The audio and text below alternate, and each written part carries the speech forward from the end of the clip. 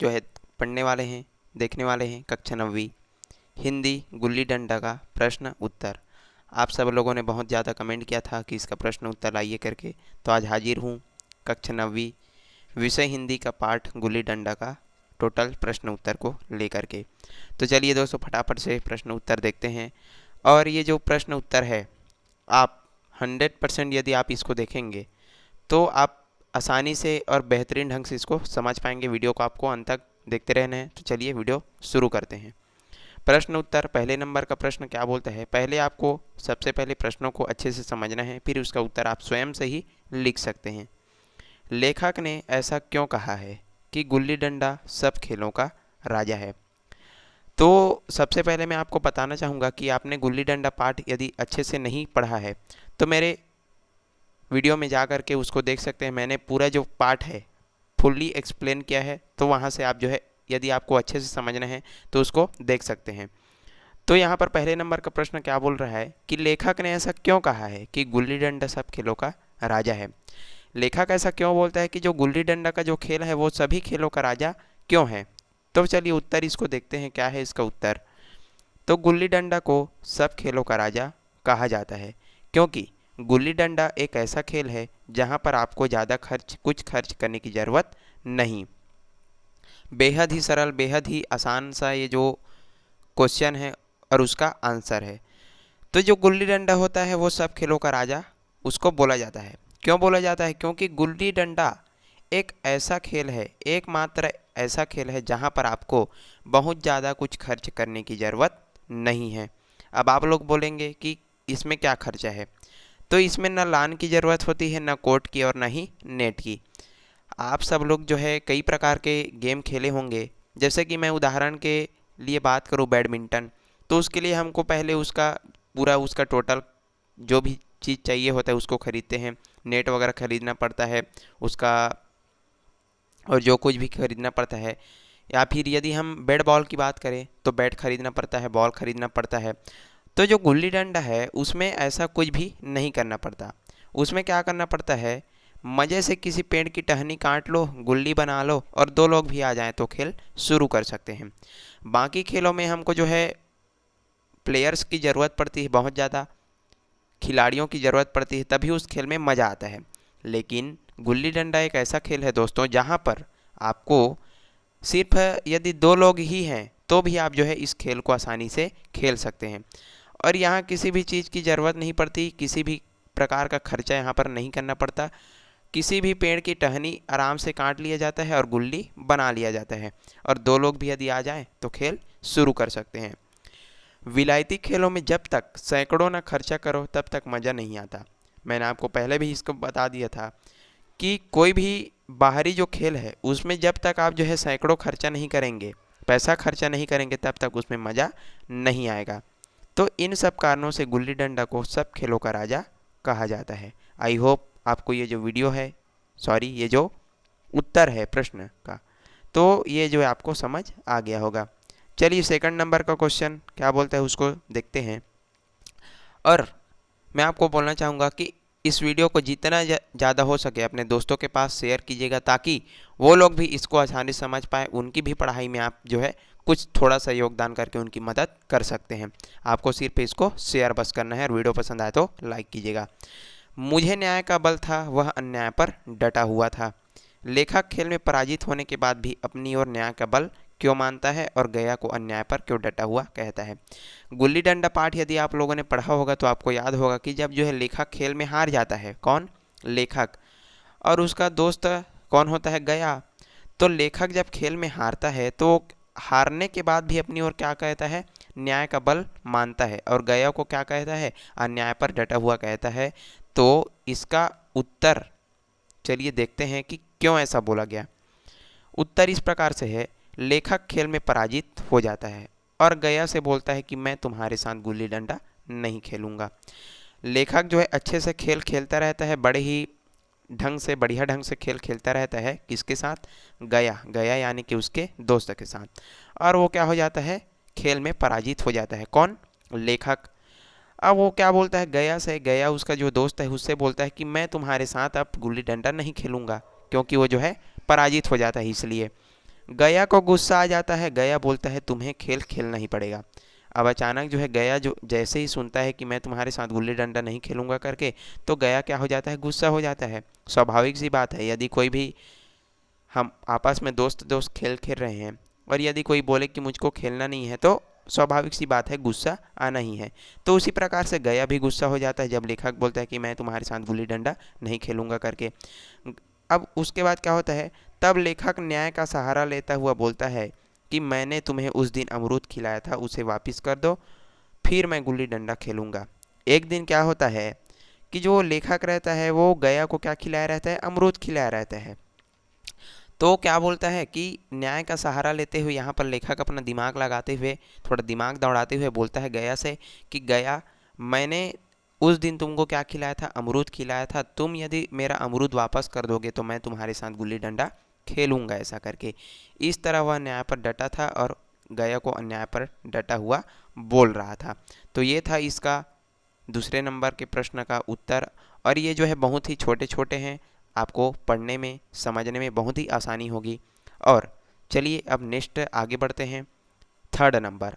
और ये जो क्वेश्चन है बहुत ही आईएमपी है, इसको मोस्ट आईएमपी क्वेश्चन आप जो है बोल सकते हैं, क्योंकि ये जो है परीक्षा में हमेशा पूछा जाता है। पिताजी अपने तबादले से दुखी था लेकिन लेखक खुश क्यों। क्या होता है कि ये लोग जो है गांव में रहते थे, कस्बे में रहते थे, लेकिन जो लेखक का जो पिताजी था उसका तबादला जो है शहर में हो जाता है। तो प्रश्न में ये पूछा गया है कि पिताजी अपने तबादले से यानी कि ट्रांसफ़र से क्या था, दुखी था, लेकिन लेखक खुश क्यों था, ऐसा करके। चलिए बहुत ही छोटा सा आंसर है, इसको भी समझते हैं, देखते हैं। पिताजी अपने तबादले से दुखी था लेकिन लेखक खुश, क्योंकि शहर जो है बड़ी आमदनी की जगह थी, गांव में सारी चीज़ें सस्ती थी और यहाँ के लोगों से अच्छी जान पहचान हो गई थी। जो लेखक हैं उनके पिताजी का ये मानना था कि जो शहर होता है, बड़े बड़े जो शहर होते हैं वो बड़ी आमदनी की जगह होती है, यानी कि वहाँ पर जो है यदि आपके पास बहुत सारा पैसा है तो शहर में आप जो है आसानी से रह सकते हैं। और जो गांव होता है वहाँ सारी चीज़ें क्या होती है, शहर के मुकाबले सस्ती होती है। और यहाँ के लोगों के साथ उनका अच्छा जान पहचान भी हो गया था, यानी कि लेखक के माता पिता गांव में रहते थे, लेखक भी उन्हीं के साथ गांव में ही रहता था, कस्बे में रहता था। तो जो गांव था, जो कस्बा था, वहाँ सारी चीज़ें क्या थी, सस्ती थी।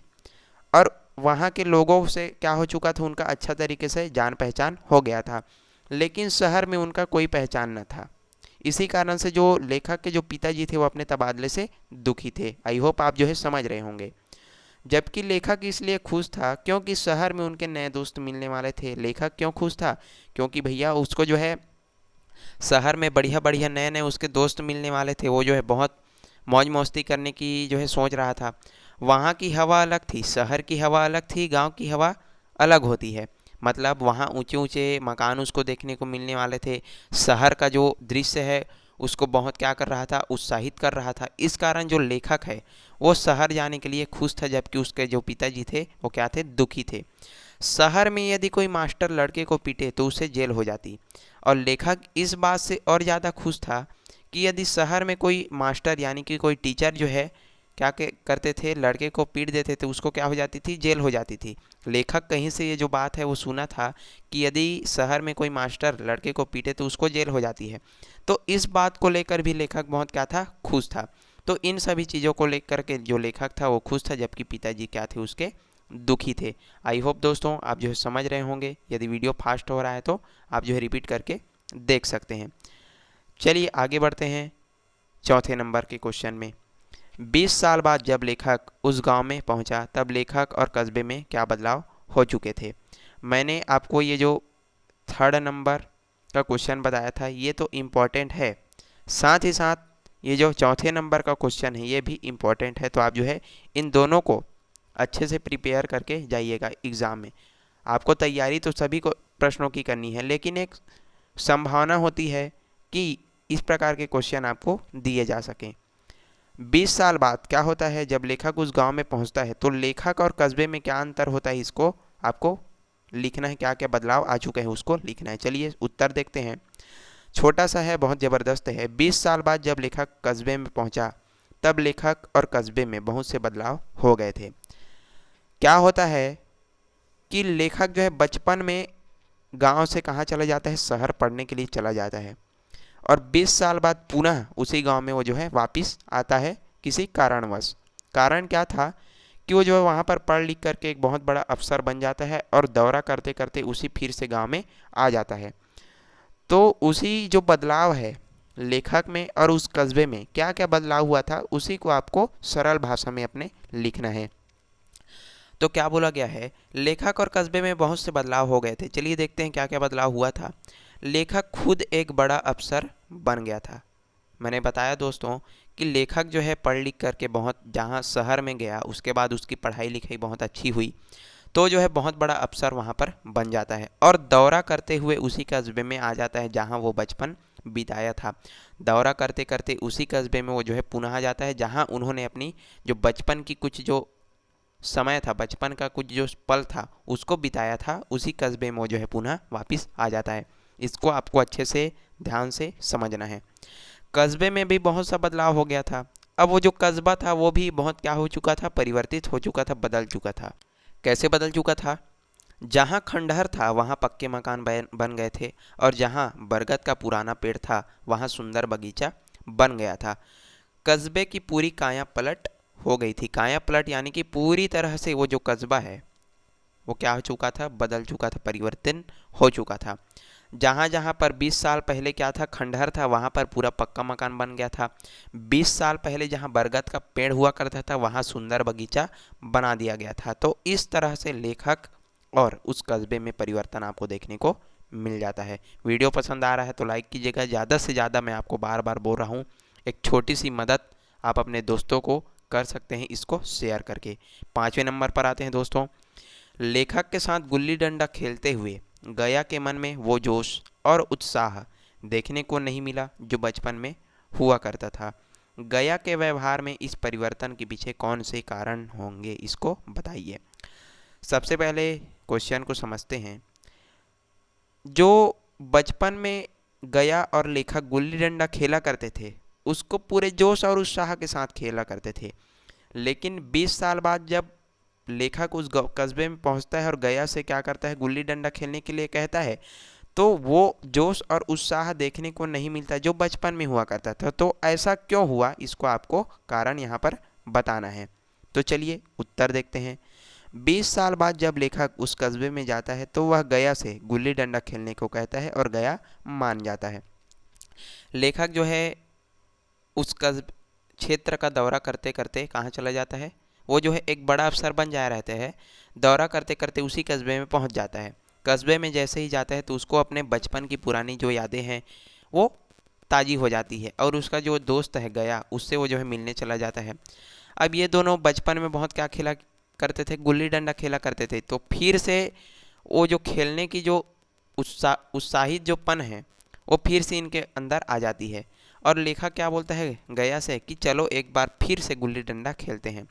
गया मान भी जाता है, लेकिन वो जोश और उत्साह देखने को नहीं मिला जो बचपन में हुआ करता था। लेकिन जो बचपन में गुल्ली डंडा के प्रति जो जोश और उत्साह होता था वो बिल्कुल भी वहाँ पर देखने को नहीं मिलता। क्यों? क्योंकि बचपन में जो खेल खेला गया था वह पूरे जोश और उत्साह के साथ खेला गया था। आज की परिस्थितियाँ बिल्कुल क्या हो चुकी थी, अलग हो चुकी थी। 20 साल बाद की जो परिस्थिति थी बिल्कुल क्या थी, अलग थी दोस्तों। यहाँ पर आपको समझना है, गया एक सामान्य मजदूर और लेखक एक क्या बन गया था, अफसर बन गया था। 20 साल की बात मैं कर रहा हूँ। बचपन में वो जो है आपस में मिलजुल करके किसी भी प्रकार का भेदभाव उनके भीतर नहीं था, लेकिन आज बिल्कुल परिस्थिति क्या हो चुकी है, बदल चुकी है। गया एक सामान्य सा मजदूर है और लेखक एक बहुत बड़ा अफसर। गया और लेखक में क्या जोड़, गया और लेखक में बहुत ही परिवर्तन है, बहुत ही अंतर है, ज़मीन आसमान का क्या है, अंतर है। और यही कारण है कि गया में खेल के प्रति जोश और उत्साह यहाँ पर नहीं दिख पाता। आई होप आप जो है समझ रहे होंगे।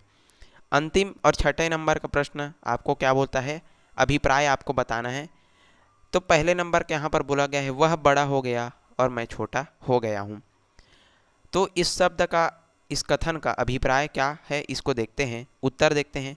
लेखक 20 साल बाद जब फिर से उस कस्बे में जाता है तो वह गया से मिलता है और उसके बचपन का दोस्त था, मतलब गया क्या था, उसके बचपन का दोस्त था।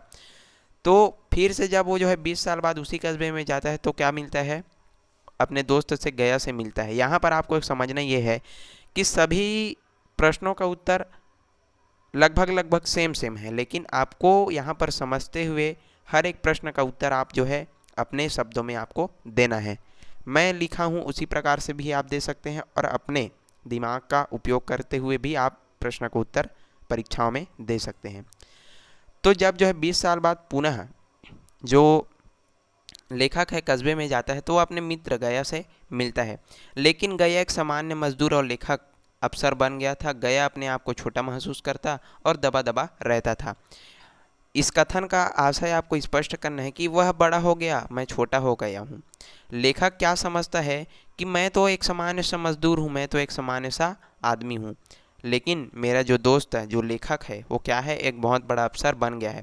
तो लेखक के मन में ये भाव उत्पन्न हो जाता है कि मैं तो एकदम क्या हूँ, छोटा सा ही मजदूर हूँ और लेखक इतना बड़ा बन गया है। तो इसी कारण से ये जो शब्द बोला गया है वो बड़ा, मैं, वह बड़ा हो गया है और मैं छोटा हो गया हूँ। चलिए दूसरे नंबर का प्रश्न क्या बोलता है, हमारे कई दोस्त ऐसे हैं जो थापी को बैसाखी में बदल बैठे। इसको भी आपको अच्छे से समझना है। क्या होता है कि इसका उत्तर देखते हैं। इसका आशय यह है कि कुछ लोग अपने बचपन की यादों को यूं ही भूल जाते हैं। हमारे दोस्त ऐसे हैं जो थापी को बैसाखी में बदल बैठे, इसका आशय ये है कि कुछ लोग क्या होते हैं कि अपने बचपन की जितनी भी यादें हैं उसको ऐसे ही भूल जाते हैं। जिस गांव में पला बढ़ा, जिस मिट्टी में खेला कूदा, उसी की याद उन्हें नहीं आती। इसी कारण यह कथन बोला गया है। समझने वाली बात यह है कि कई बार ऐसा हमको देखने को मिलता है कि जो दोस्त, जो हमारे फ्रेंड लोग हमारे साथ पढ़े लिखे होते हैं, हमारे साथ खेले कूदे होते हैं, वो यदि कुछ कारणवश हमारे से दूर हो जाएं और पुनः हमसे मिलें तो जितनी भी पुरानी चीज़ें होती है वो भूल जाए रहते हैं। लेकिन यहाँ पर लेखक ऐसा बिल्कुल भी नहीं करता। वो जो है 20 साल बाद भी अपने उस दोस्त गया को याद रखता है, अपनी उस कस्बे की जो भी जगह है उसको याद रखता है, और सबसे बड़ी चीज़, बचपन में उसने गया के साथ क्या खेला था, गुल्ली डंडा खेला था। तो उस गुल्ली डंडा के खेल को भी वो अपने सीने में, अपने हृदय में याद रखता है। तो इसी कारण से ये जो शब्द है वो बोला गया है। आई होप आप जो है ये समझ चुके होंगे। तो ये था दोस्तों छोटा सा हमारा वीडियो। आपने बोला था कि सर जो है गुल्ली डंडा का प्रश्न उत्तर लेके आओ करके, मैं ये जो प्रश्न उत्तर है वो ला दिया। आई होप आपको वीडियो जो है पसंद आया होगा। और आज का ये जो वीडियो है यहीं तक है। यदि वीडियो पसंद आए तो लाइक करें, जितना ज़्यादा हो सके, मैं आपको बार बार बोल रहा हूँ, जितना ज़्यादा हो सके अपने दोस्तों के साथ शेयर कीजिएगा, ताकि उनको भी कुछ मदद मिल सके अपने परीक्षाओं में अच्छे अंक पाने के लिए। और इसी के साथ आज का हमारा वीडियो यहीं पर समाप्त होता है। आप मुझको कमेंट में बता सकते हैं कि कौन से आप जो है पाठ का और प्रश्न उत्तर, या फिर कोई पाठ आप जो है अच्छे से पढ़ना चाहते हैं तो कमेंट में ज़रूर बताइएगा। चलिए मिलते हैं इसी प्रकार के अगले वीडियो में, तब तक के लिए पढ़ते रहिए। धन्यवाद।